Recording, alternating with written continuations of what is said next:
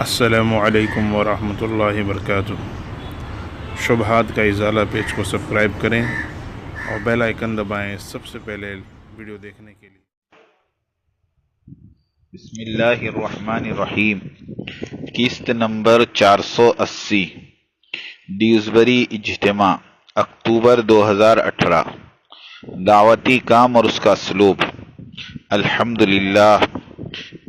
للہ وحدہ والصلاة والسلام علی من لا نبی بعدہ، اما بعد۔ یورپ مشورہ اور برطانیہ اجتماع۔ الحمدللہ 19، 20، 21 اکتوبر سن 2018 ڈیوزبری مرکز میں اجتماع ہوا۔ تقریباً 43 ملکوں کے لوگ شامل ہوئے۔ یورپ، امریکہ، ساؤتھ امریکہ، ایشیا، عرب، افریقہ، ساؤتھ افریقہ، انڈونیشیا، ملیشیا، موریشس وغیرہ سے لوگ تشریف لائے۔ اجتماع کی جھلکیاں۔ اجتماع گاہ کو تیار کرنے کے دنوں میں ڈیوزبری اٹلی کی مستورات نے روزانہ ہزاروں روٹیاں پکا کر کھلائی۔ محترم و مکرم حاجی بوستان صاحب اور حاجی شبیر ساکی صاحب اور حاجی عبد المقیت صاحب نے مستقل طور پر اجتماع کی تیاری سے لے کر اجتماع کے اختتام تک قیام پذیر رہے اور اپنی نگرانی میں سارا کام لیتے رہے۔ جماعتیں کثرت کے ساتھ آتی رہی، ان کی تربیت بھی ہوتی رہی، انہیں روٹ بھی دیا جاتا رہا، نصرت بھی ہوتی رہی۔ ہم نے کئی اجتماعات دیکھے، مگر اس اجتماع کی خصوصیت یہ تھی کہ انتظامی امور اعلیٰ طریقے پر نبھائے گئے۔ پنڈال، فرش، اسٹیج، طہارت خانے، مقام وضو، پارکنگ، طعام خانہ، قیام گاہیں نیز ہر چیز لاجواب تھی۔ یہ سب کچھ ہمارے تینوں سرپرستوں کی خوشدلی، للہیت، عوام سے شفقت، دعوت کی عظمت کی زندہ مثال تھی۔ اللہ کرے ہر ملک کو ایسے حضرات کی سرپرستی عطا ہو۔ ماہانہ مشوروں سے ہی دعوتی ساتھیوں کو اجتماع کی فکروں میں ڈال دیا گیا تھا۔ عالمی شورا والوں نے اجتماع خراب کرنے میں کوئی کسر نہیں چھوڑی۔ حکومت کے ہر طبقے کو استعمال کرنے کی سازش کی گئی۔ امیگریشن والوں کو بھی استعمال کیا، لیکن دعاؤں کی اور اعتکاف والوں کی برکت سے سب مراحل آسان ہوتے چلے گئے۔ حضرت جی رابع مولانا محمد سعد صاحب دامت برکاتہم اور ان کے صاحبزادگان اور دیگر علماء کرام اور احباب کی تشریف آوری ہوئی۔ یہ تشریف آوری ایک نعمت خداوندی ہی تھی کہ 7 دن کے اندر پورے ملک میں عید جیسا ماحول پیدا ہو گیا تھا۔ صرف 3 ہفتوں کی اطلاع پر سارا ملک سمٹ آیا۔ شورائیت کے جھوٹے پروپیگنڈوں کی حقیقت اس وقت عوام کے سامنے کھل کر آئی جب فرانس سے Portugal, Albania, Italy, Bosnia, Germany, Spain, Holland, Belgium وغیرہ کے ساتھیوں کی کثیر تعداد حاضر ہوئی۔ اس منظر کو سوچ کر برطانیہ کے عالمی شورا کے سورما ملک چھوڑ کر بھاگ نکلے۔ کوئی انڈیا گیا تو کوئی پرتگال تو کوئی پاکستان۔ فما لهم عن التذکرۃ معرضین کأنہم حمر مستنفرہ فرت من قسورہ۔ ترجمہ: انہیں کیا ہو گیا کہ نصیحت سے منہ موڑ رہے ہیں، گویا کہ وہ بدلے ہوئے گدھے ہیں اور شیر سے بھاگے ہیں۔ فائدہ: یعنی یہ شرائیت والے حق سے نفرت اور اعراض کرنے میں ایسے ہیں کہ جیسے وحشی خوفزدہ گدھے شیر سے بھاگتے ہیں جب وہ ان کا شکار کرنا چاہے۔ قسورہ بمعنی شیر کے ہیں، بعض نے تیر انداز بھی مراد لیے ہیں، ابن کثیر وغیرہ۔ حضرت جی کے بیانات۔ حضرت جی رابع کے بیانات کا کیا کہنا، سبحان اللہ! ہر بول حکمتوں سے بھرا ہوا، عجیب اس کی تاثیر۔ ہمارے ایک عزیز مفتی صاحب نے سارے بیانات سنے تو فرمایا کہ میں نے تقریباً سارے علماء کے بیانات سنے، مگر مولانا سعد صاحب کا بیان الہامی بیان کے ہونے کے ساتھ ساتھ ایک ایسے مظلوم ہونے کی غمازی کرتا ہے کہ جس پر لاکھوں ظلم ڈھائے گئے ہوں۔ اس میں کوئی دو رائے نہیں کہ یہ شخص سراسر مظلوم ہے، اس لیے بیان سیدھے دل پر اثر کرتا ہے، سن کر جی بھر آتا ہے۔ مولانا محمد شوکت صاحب اور مولانا محمد یوسف صاحب مدد اللہما نز مرکز نظام الدین سے آئے ہوئے ہر ساتھی اپنی فکروں میں آپ اپنی ایک مثال ہیں۔ بیانات کا اعداد و شمار۔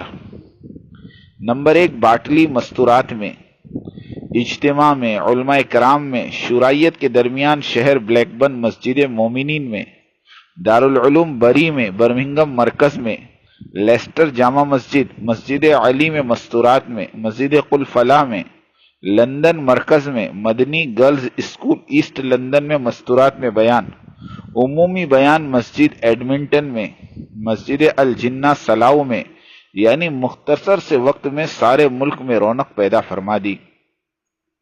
مجمع اتنی طلب والا تھا کہ حضرت جی رابع نے فرمایا ایسا مجمع میں کہیں نہیں دیکھا۔ اجتماع اس قدر پرنور اور پرکیف تھا کہ میں اورنگ آباد کے اجتماع کو بھی بھول گیا۔ آج بیڑ اور مہاراشٹرا والوں کا جوڑ ہوا، انہوں نے فون پر بتایا کہ مہاراشٹرا والوں نے اپنے عزائم تازے کرتے ہوئے کہا کہ ہم بھی اپنے اجتماعات میں ڈیوزبری والوں کی طرح اطاعت اور قربانی کی نورانیت پیدا کرنے کی کوشش کریں گے۔ اور بعض نے کہا شبیر دادی صاحب کے انتظام نے ہمیں بہت کچھ سکھایا، اللہ ان کو آباد رکھے۔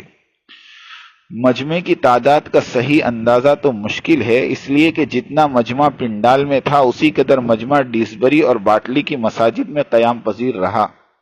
دعا کے وقت پنڈال سے ڈبل ہو گیا تھا۔ کوچوں کی ترتیب اتنی معقول تھی کہ کوچے کب آئی اور کب مجمع کو چھوڑی اور کب چلی گئی پتہ ہی نہ چلا۔ حضرت مولانا محمد یوسف مطالعہ صاحب کے ذکر کے بغیر ہماری قسط ادھوری اور نامکمل رہے گی۔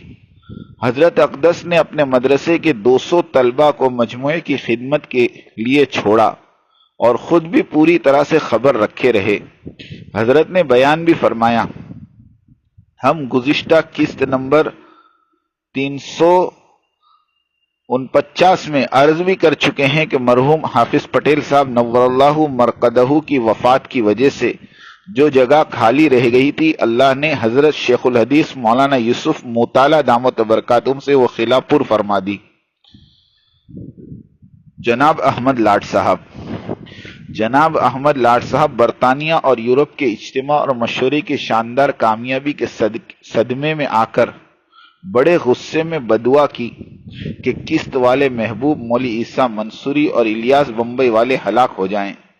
فائدہ اللہ جانتا ہے کہ ہم تینوں کی محنت اور کوشش حق کو قائم رکھنے اور باطل کو مٹانے کے لیے ہے۔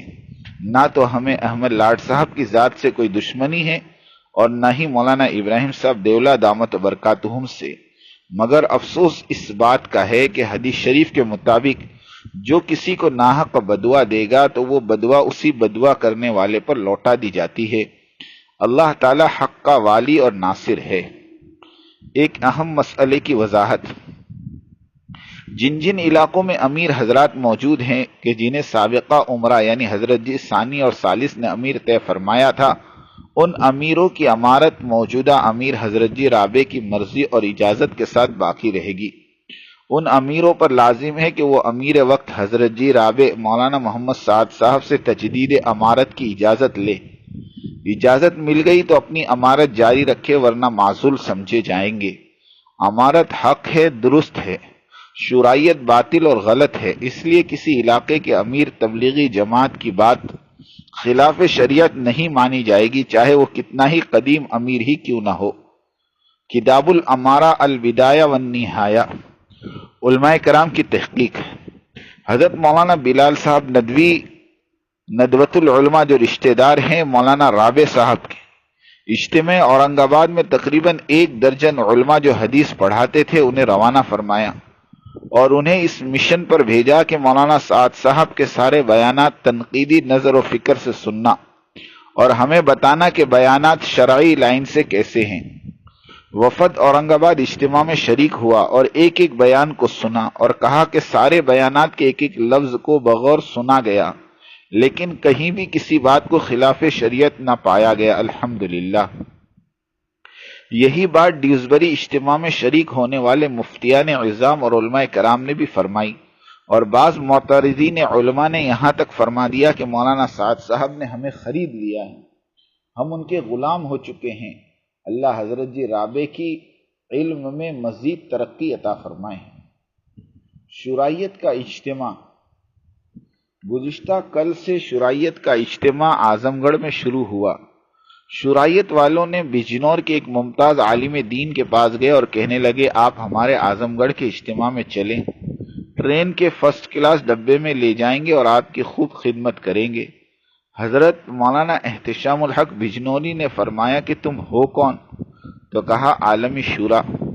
حضرت نے فرمایا لا حول ولا قوت الا باللہ، تم شرائیت والے تو غلط راستے پر چل پڑے ہو۔ اور پھر اپنا خوف سنایا کہ میں نے استخارہ کیا۔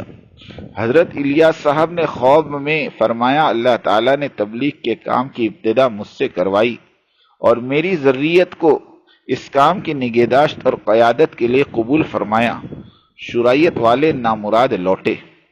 اعظم گڑھ کے اجتماع میں تماشا بین کی بڑی تعداد پہنچی ہوئی ہے، جو یہ صرف دیکھنے گئے ہیں کہ شرائیت کے اجتماع کیسے ہوتے ہیں، بیانات کیسے ہوتے ہیں، وغیرہ وغیرہ۔